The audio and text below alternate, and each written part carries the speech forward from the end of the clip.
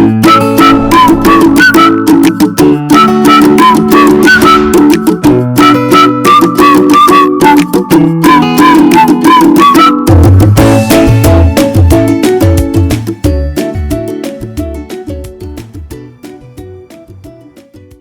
everyone, welcome to the Healthy Kids Club. Today I'm here at 9th Square Market with Chef Q. Yes.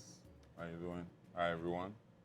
And I'm going to be interviewing him, asking him a few questions about how this restaurant came to be about.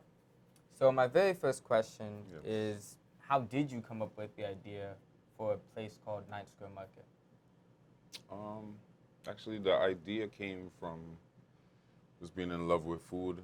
We would travel all the time to New York, places in like Brooklyn and the Bronx that have a lot of vegan food that's kind of similar. Like, you know, there's a lot of, a large Caribbean population, so you find a lot of foods like this where down here that there weren't any.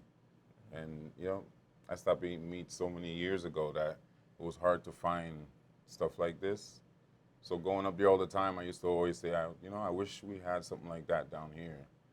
And yeah, never really thought that it would have, happened like that, because, just kind of saying it like the back of your mind, and I never knew I was going to be the one end up doing it, actually doing it.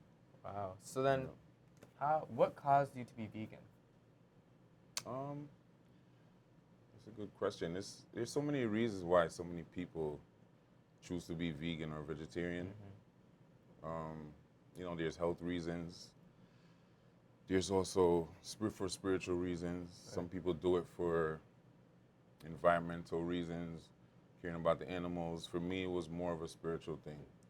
Yeah, it was more of a spiritual awakening, becoming conscious of myself, and like being more conscious of myself and foods to eat, reading about stuff, and that kind of led me into the path, and then I more even realized how much more healthier it is. The health benefits. But in the beginning, it wasn't so much for our health, because I feel like when people do it for that, it becomes like a diet, and a diet you kind of will cheat on, versus when you become conscious, or become health conscious, you become more mindful, and it's more of a life change than a diet. Yeah. Okay, so then my next question is, I know you're a co-owner, right? Yes. So how did that come to be about? How did the two of you meet? How did you meet your wife? It's funny, it's a long story. We met a few times. We met in childhood when we never even really knew each other. We were around 8 years old. Wow. Yeah, and that's around the time that I first came to the country, because our aunts were good friends, but we didn't even know of each other then.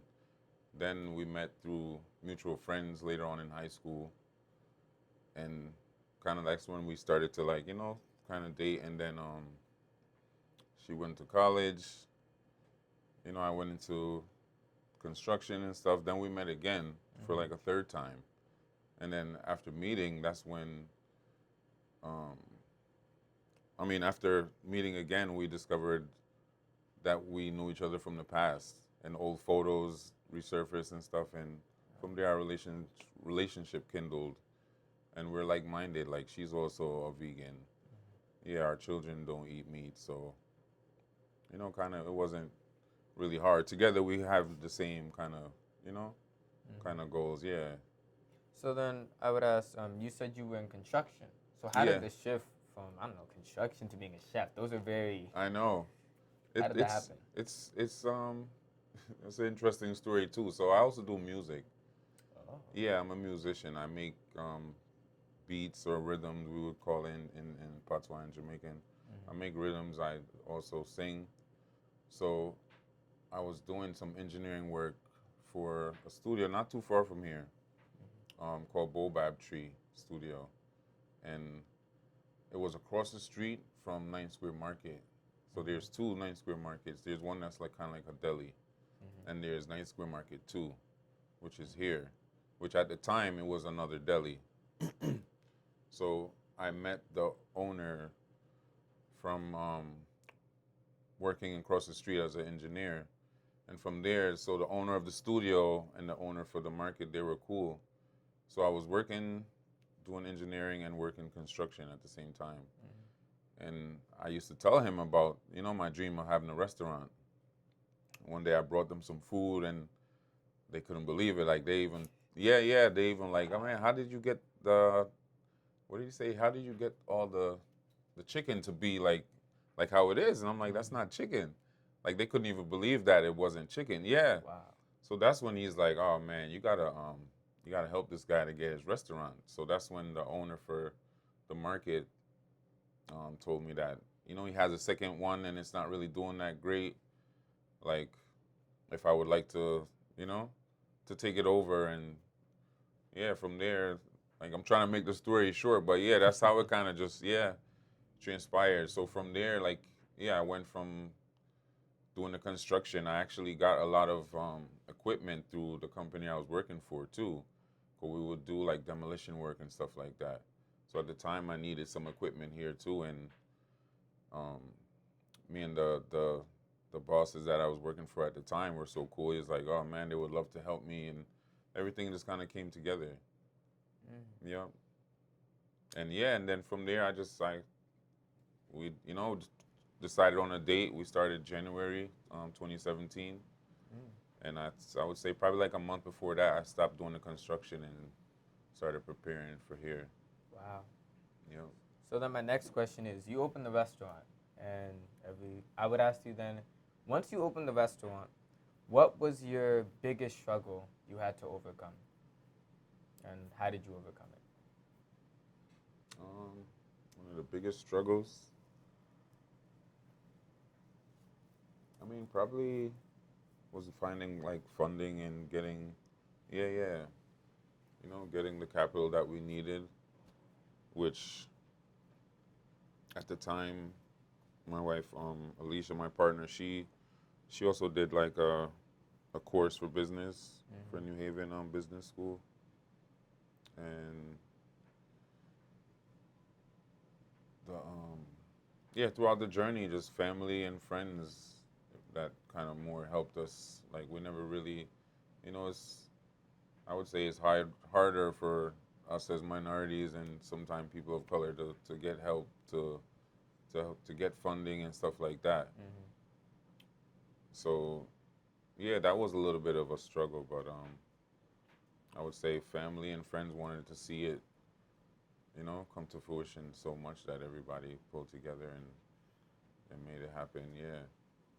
And so in terms of this restaurant, what is like the core values? You talked about like family and friends. So what is this restaurant's core values? Um, I would say definitely bringing like a healthy consciousness to people, awareness. Like, it kind of serves two purpose here. I always tell people it's like we're also serving food for thought here. Like people come and learn about what is real. Like a lot of people come here and just to find out what is vegan food. A lot of people don't really know the difference between vegan and vegetarian, stuff like that. So core values. I would say it's all family orientated. A lot of people say when they come here they feel like they're back home or they feel like they're in their relative's kitchen or something like that. Yeah. Yeah, I will say this place definitely has that feel, and I can remember growing up, I actually came here a lot. Like, it would be a treat, but every time we came, me and my brother would be so happy. Oh man. Like, See that, and that's what I mean. Like things, when I see things like that, that's what makes it like it's so fulfilling. You know what I mean? Right. Yeah. Trust me, it became more than just for the business or trying to make a profit. If it was just in that sense, then we probably wouldn't be here. You know what I mean? Yeah. So then what's one story that will always stick out in your mind of you realize you made an impact on somebody through this business? Oh wow. Oh man, there's so much like, so we've been here since 2017. So, for example, I've seen some, like you said, youths that's been coming here for so long that I'm watching them grow up and loving this food, and that touches me when I see like kids, family will come here and they'll be like, yeah, such and such was saying they got to come here because they want the mac and cheese and they want the, and it reminds me of my kids. So like seeing and being able to like a child that I remember when they were pregnant, like the mom was pregnant and having a baby, and seeing the child now growing up eating the food and loving it, like that is like, you know what I mean? That yeah, that to me is like more than anything. Like for me, one of the greatest things with the skills I have is or feeling is feeding my children and watching when them eating and happy, and yeah, that's the fulfilling part. So seeing that relating same way to people, to patrons that come here, yeah, that's definitely a good feeling. I feel your community. So Yeah. so then I would ask this: many people like the idea; they want to be entrepreneurs, and I've heard so many people say it, right? Yeah. So if somebody wants to start a restaurant or any type of business, what's one piece of advice you would give to them? Like I would say, no matter what you want to do, a key thing is having a passion for it. You know what I mean? Like finding something that you're passionate about, something that you love doing so much that it wouldn't matter if you have the business or not, you would still be doing it. You know what I mean? To where now I feel like that will end up, your love for that will end up growing so much and develop so much that you become your skills in it would grow. Yeah, to the point where you might not even realize them just because you love doing it so much. Like they say, when you're doing what you love, it's like almost not work. Exactly. You know what I mean? Yeah. So regardless if I was here or not, I would be still cooking. I remember being at home, they would say all the time, like, I cook so much. Like I've always liked to cook a lot of food. Like I have a small family. It's only we have two daughters and my little boy now that you met. Yep. And Alicia, and I'll still cook so much that I'll have to call people. Yeah. Yeah, because I love to cook. It's the music and my food is like two passions that I feel like um, regardless if I was um, saying having a business or it becoming profitable, I would be doing it regardless anyway. So I would say if somebody could find that, that would be like the greatest thing, because like I said, on the days that you don't feel like going to work or feeling like, maybe overwhelmed, your passion for it will keep, will drive you. Yeah. Yep. Wow, that is some really good advice, because I think a lot of times people don't really consider that. Yeah. I mean, like they say, it's rare too. Like they always say, it's lucky when you being able to live off your passion. That's To true. be in it. Yeah. It's a blessing that I give thanks for every day, because these are things too, skills that some people you might some people like you doing this like you ever met someone that they're so good at something to you, but to them it's Oh, like they're nothing. horrible at it. Yeah, it's nothing because they Yeah. love doing it so much that you know what I mean. Oh, that's what you mean, like the opposite. Yeah, Okay. exactly. Yeah. Yep. So it's not like anything special. It's just natural to them. Yeah, exactly. Yep.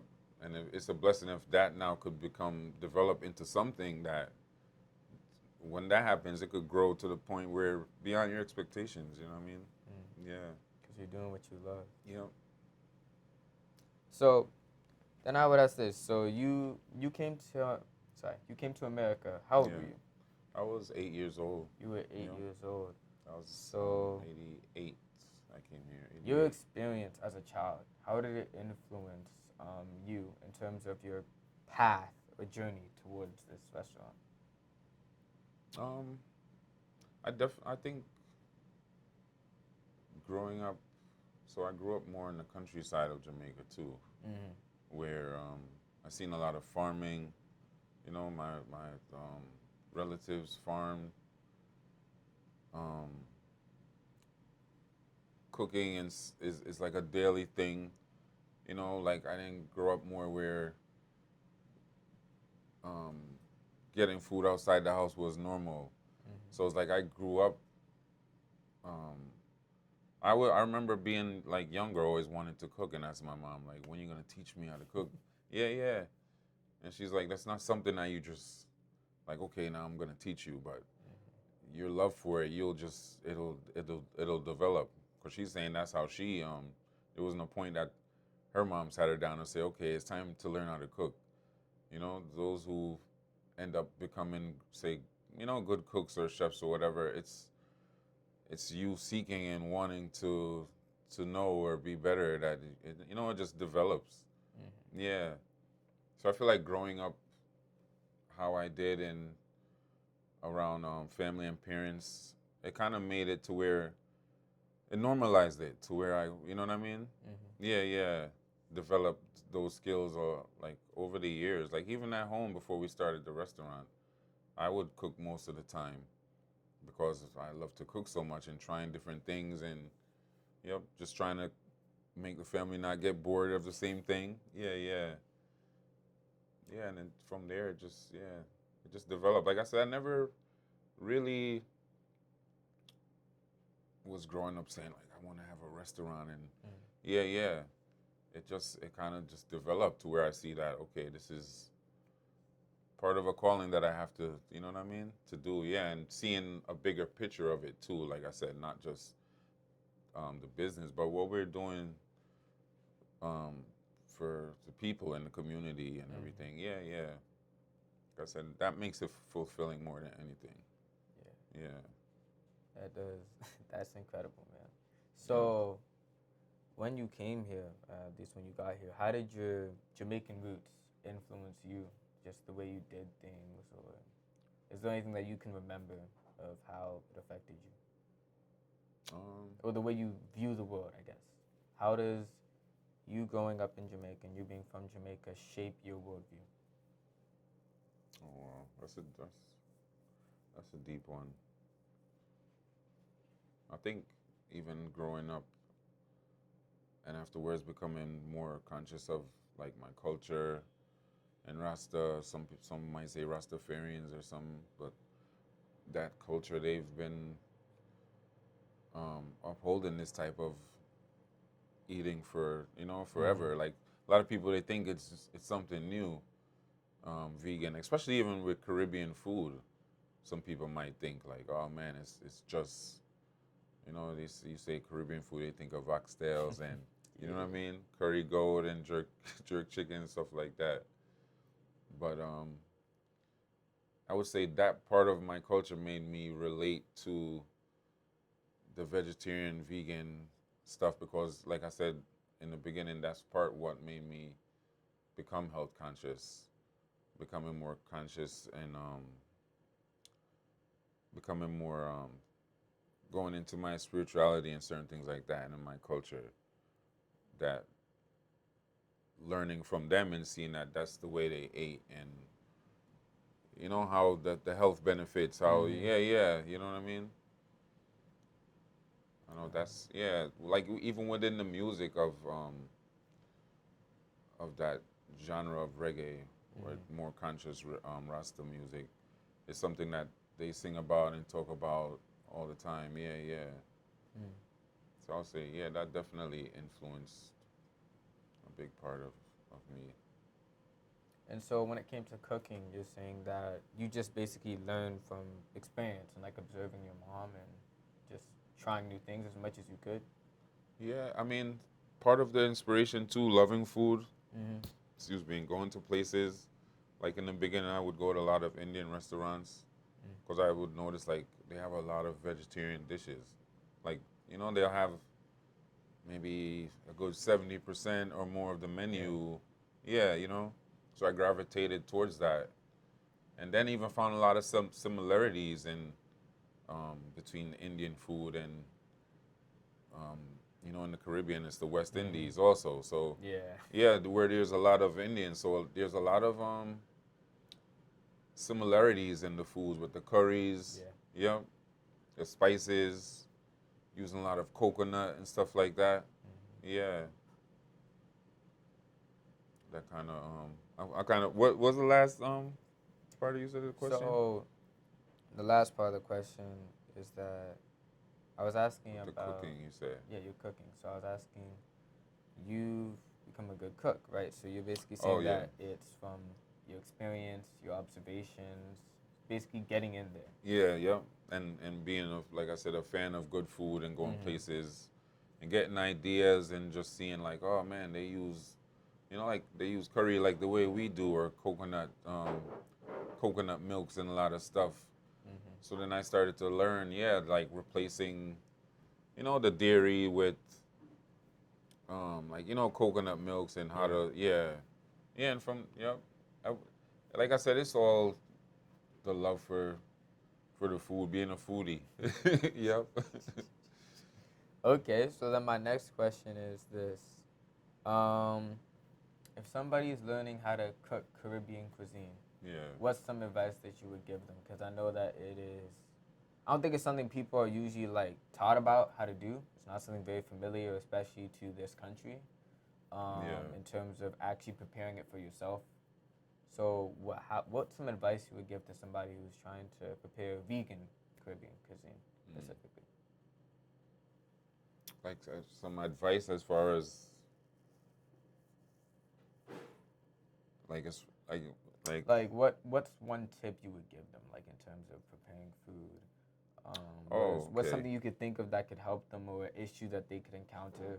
And this is thinking of somebody who comes from a background of usually eating meat Okay. and cooking with meat. They know how to Yeah. prepare meat, but in terms of vegan, vegetarian dishes, that's something foreign to them. Well, I would say nowadays too, it's so much easier because you could almost find a replacement for everything now. Where That's true. you know, 10, 15 years ago or so, there weren't so much products. Yeah. Where now you could find, yeah, you have so much different vegan meats, vegan butters, vegan milks, vegan. So you could almost make any dish. So I would say too, as far as someone trying to make vegan food and stuff for the first time, right? Even any type of say non meat or dairy food or something like that. Just the flavors, like making sure you're tasting the food. Mm-hmm. Yeah, and trying things that you already might kind of relate to or like. Yeah, yeah, and trying to say replicate that because a lot of time I think people overthink it too much. That's true. Yeah, so It is. like for example, the vegan mac and cheese. People ask me, how do I? And it's not like I went somewhere and looked up a recipe on how to make vegan mac and cheese. It was just knowing how it was made traditionally, Mm-hmm. and then replacing those things. You know what I mean? Like knowing that people would use sometimes they use heavy cream or whatever type of milk, and they melt the cheese down with butter, and so I would do the same thing. But I use I would get almond milk Mm-hmm. or soy milk if someone's allergic to the nuts. Use the vegan cheese, the vegan butter, melt it down into a sauce, like the same process, um, and just kind of replicate that. Right. Yeah, yeah. Yeah, I think. I think that's some solid advice, honestly. Thanks, thank you. Yeah, I think because that's a big. I didn't mean to sorry. cut you. I was gonna say I think that's a big part of cooking too. A lot of times people overthink it Mm-hmm. too much. Yeah, yeah, and not just kind of like you were saying earlier, like get in, like you know what I mean. Sometimes you just gotta just start and um, like I said, and taste the food. Yeah. Yeah. Just getting as much experience as you can. So, my very last question would be this. As an owner of a business, um, I've I've met many people who own a business, and I wonder how are you able to balance your work life and your family life? How does that work? Especially Wow. if you're, what is it? You own the business yourself. Yeah. Well, that could be a good thing Mm-hmm. because, like here, like you've probably seen, it kind of interwoven. Right. Yeah, definitely. So especially when it's a business where it could kind of be inviting to family, with the food, and my family end up almost becoming family with, people that come here. We've seen them for so many years that it's like, yeah, you start to know these people. Yeah, I would say it definitely over the years it develops. You know what I mean? Yeah. Yeah, that definitely makes sense. And so you're basically saying then that the more you do it, the more you work with that business, the more you'll be able to find that balance between the two of like your home life and your work life.